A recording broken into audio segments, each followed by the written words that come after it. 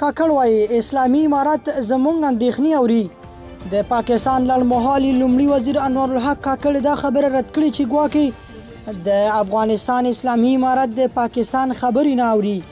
تېره ورځ د پاکستان لړمحالي لومړي وزیر انور الحق کاکړ د امریکا غږ اردو ټلویزیون ته د مرکې پر مهال وایي زه فکر نه کوم چې طالبان دې د پاکستان خبرې نه اوري، ځکه پاکستان له طالبانو څخه کومه ځانګړې غوښتنه نه لري.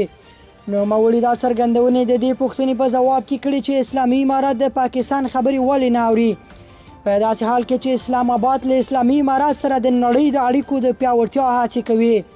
دغه راز د دې پوښتنې په ځواب کې چې آیا په افغانستان کې د ټي ټي پي مخ پر زیاتېدونکي ګواښ ته د ډرون بریدونو کوم غوراوی شته، کاکړ ویلي پاکستان د ځان د دفاع حق لري. چیرته چې موږ د خپلې خاورې او خلکو د ساتنې اړتیا احساس کړو هغه به ترسره کوو.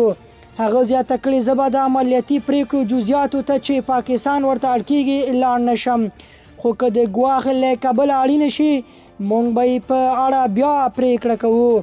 د پاکستان لړمحالي لومړي وزیر ویلي چې د افغانستان له اسلامي امارت سره خبرې د پاکستان د ګټو په لومړیتوبونو کې دي.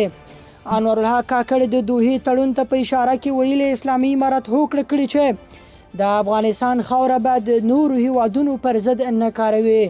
اسلامي امارت هم په دې باوري دی چې په سیمه کې د دغه تړون پلي کول له ګاونډ هیوادونو سره د ځواکمنو او دوستانه اړیکو د ټینګښت لپاره یوه اړتیا ده.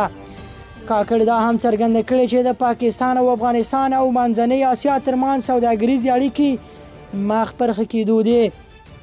پاکستانیو چارواکو پر ځلونو ادعا کړې چې د افغانستان خاوره په پاکستان کې د بریدونو لپاره کارول کیږي، خو اسلامي امارت دغه ادعاوې رد کړي او ویلي دي چې پاکستان باید د خپلو ستونزو حل په خپل قلمرو کې ولټوي.